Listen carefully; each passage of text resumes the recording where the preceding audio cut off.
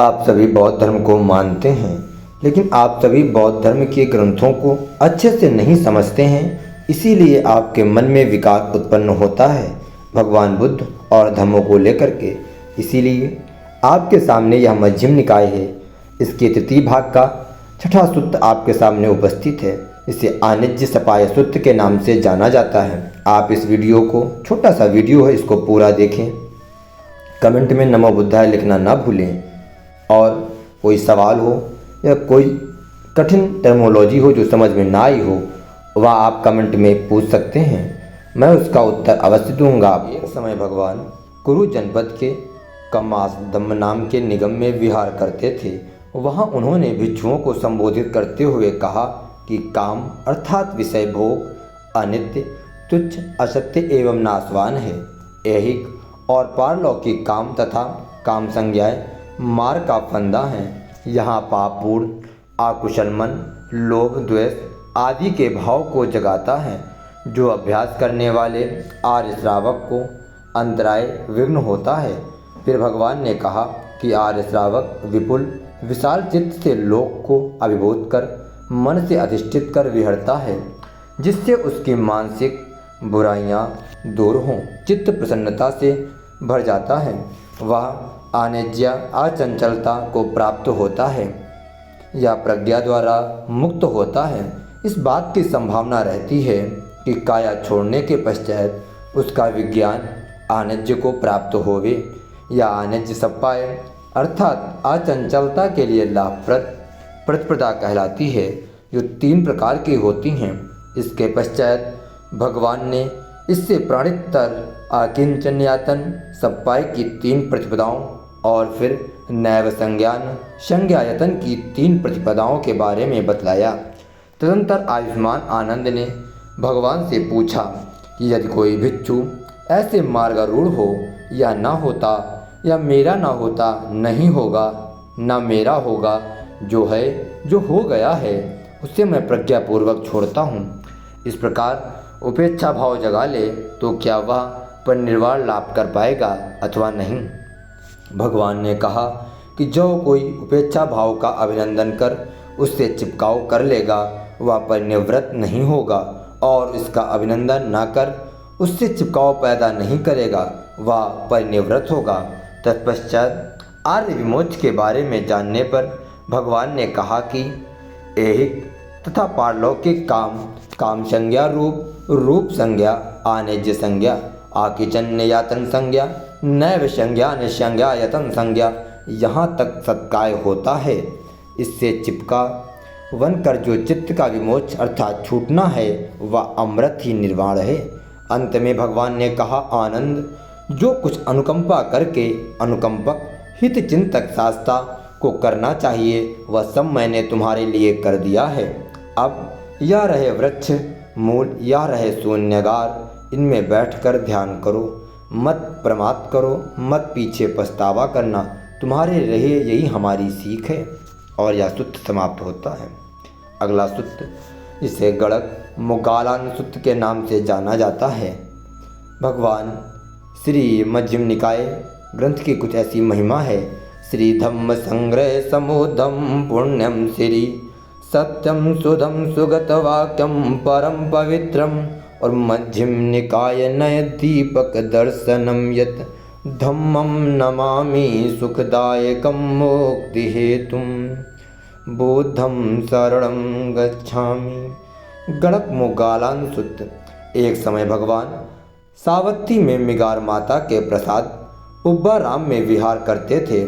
वहाँ गणक मुगलान ने उनसे पूछा कि जैसे लोक में क्रमिक शिक्षा, क्रमिक क्रिया, क्रमिक प्रतिपदा का विधान देखने में आता है, क्या आपके धर्म विनय में भी इसी प्रकार क्रमिक शिक्षा, क्रमिक क्रिया और क्रमिक प्रतिपदा बतलाई जा सकती है।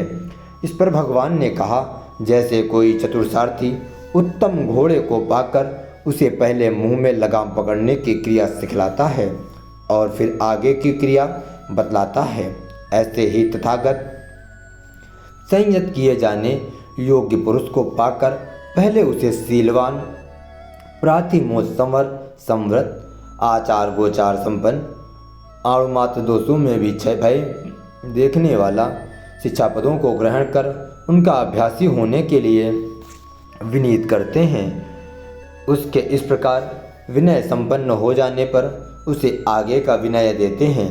इंद्रियों का संयम, फिर भोजन में मात्र ज्ञता, फिर जागरण में तत्परता, फिर स्मृति संप्रज्ञान से युक्तता, तदुपरांत 5 निवरणों से चित्त का शोधन होने पर क्रमशः प्रथम ध्यान से चतुर्थ ध्यान का विहार। फिर भगवान ने कहा कि मेरी यह शिक्षा शैक्षों के लिए है जो अभी निर्वाण को प्राप्त नहीं हुए हैं।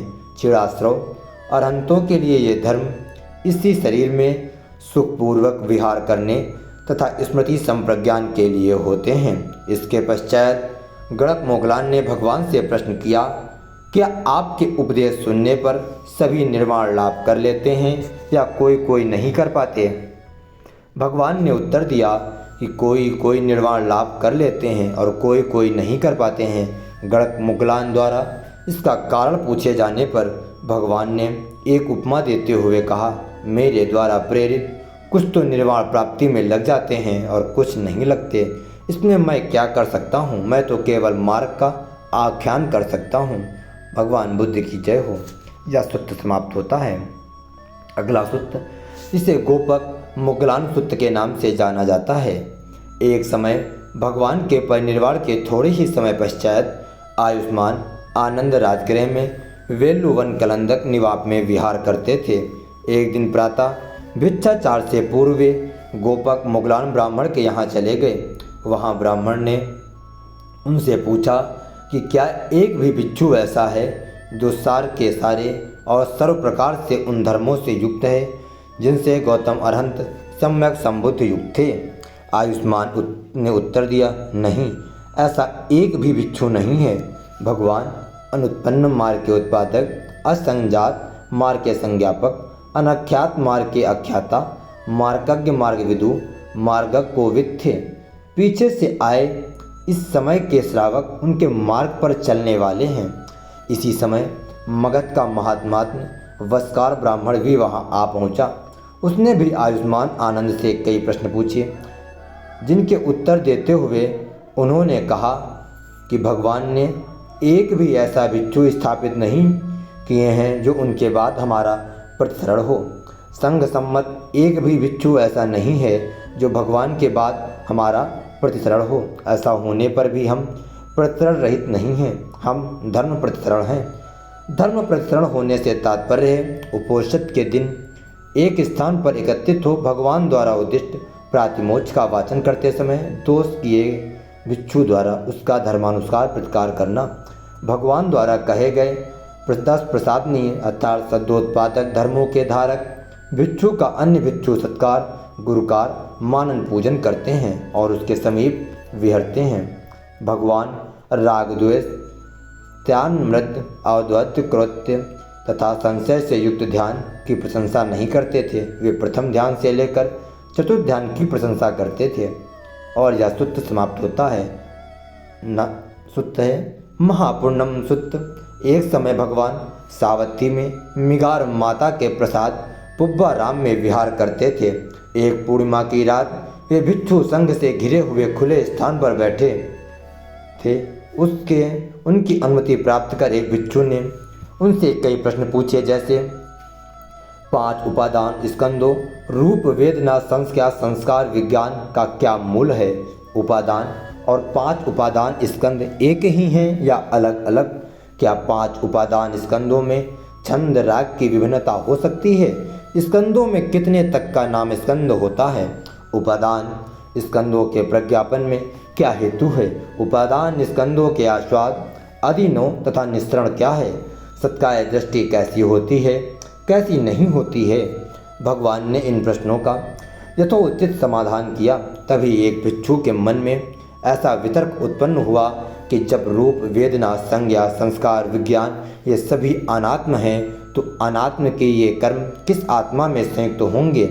इस संदर्भ में भगवान ने कहा, भिक्षुओं को समझाया कि जो कोई रूप वेदना संज्ञा संस्कार विज्ञान अतीत अनागत अथवा प्रत्युत्पन्न भीतरी अथवा बाहरी स्थूल अथवा सूक्ष्म निकृष्ट अथवा उत्कृष्ट, दूरस्थ अथवा निकटस्थ हो, वे सब यह मेरा नहीं है, यह मैं नहीं हूँ, यह मेरी आत्मा नहीं है, इस प्रकार यथार्थता सम्यक रूप से प्रज्ञापूर्वक देखना चाहिए।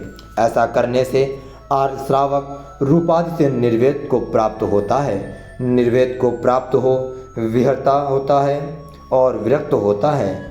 विराग के कारण विमुक्त होता है। विमुक्त होने पर मैं विमुक्त हो गया या ज्ञान जागता है।